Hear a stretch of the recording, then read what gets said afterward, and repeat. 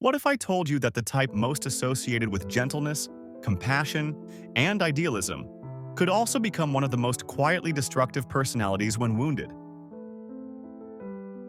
What if I told you that the same INFP who writes poetry about hope and dreams could also burn bridges without ever saying a word? This is the story of the martyr in the shadows, the dark archetype of the INFP. It starts with silence. Not the peaceful kind, not the kind that heals. This silence is loaded. It watches, it judges, and it remembers everything. Imagine someone who believes so deeply in goodness, in authenticity, in the sacred nature of human emotion, that when those values are violated, the betrayal doesn't spark anger. It sparks something colder, a withdrawal, a quiet severing. Think Frodo Baggins near the end of his journey.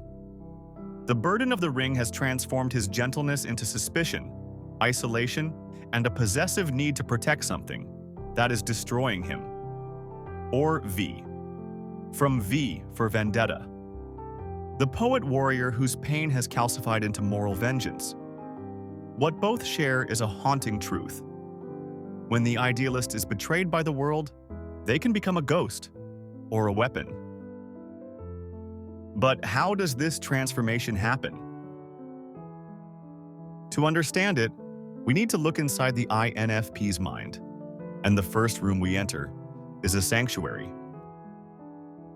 Introverted Feeling, FI, is the INFP's dominant function.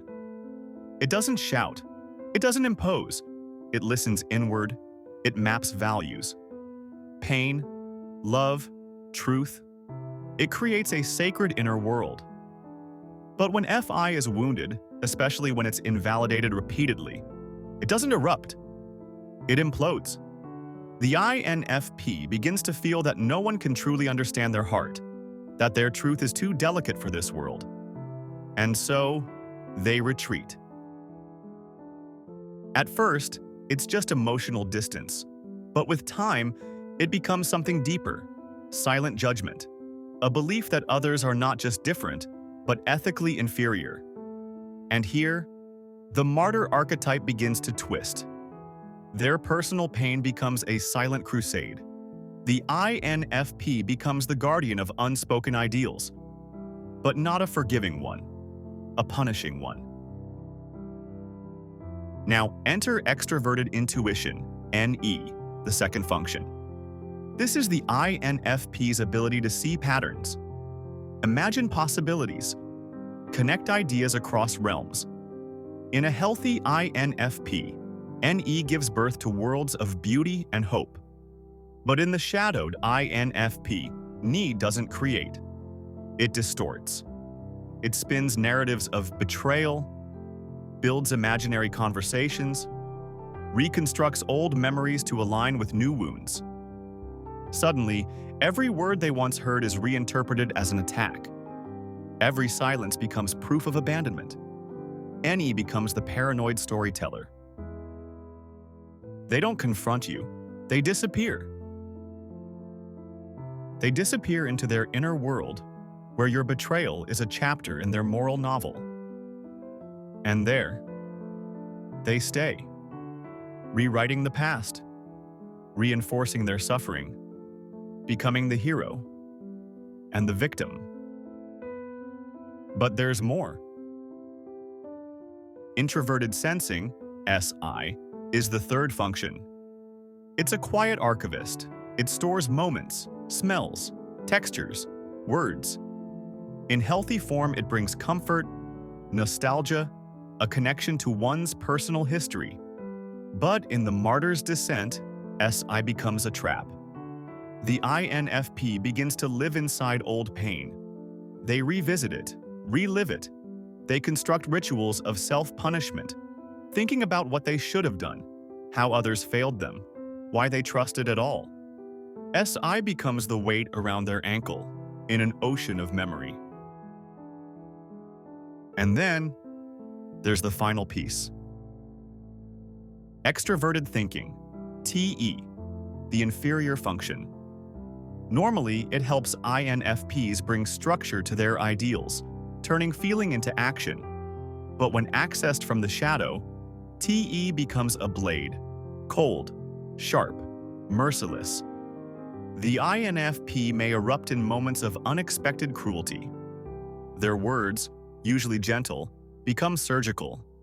They don't just want to explain the pain, they want you to feel it. They want the wound to be mutual. But here's the most haunting part. They may never say a word. You may never know you've been cut. Because the martyr in the shadows doesn't scream. They just leave. And in their silence, they hope you suffer the way they did. And yet, there is always a way out. The same FI that burns can also forgive. The same NE that distorts can imagine new beginnings. The same SI that replays pain can recall moments of genuine love. The same TE that lashes out can become a tool for rebuilding boundaries and structure. But first, the INFP must realize they've become the thing they feared. Frodo had to let go of the ring. V had to accept that vengeance wasn't the end. So the question remains: will the martyr in the shadows stay hidden or choose to heal? Let me know in the comments. Have you ever met this side of the INFP or felt it in yourself? This is not the end of the story. There are darker sides to every type. And in the next episode, we'll go even deeper. But for now, take care of your inner world, or it just might turn against you. Thanks for watching. See you on the next video.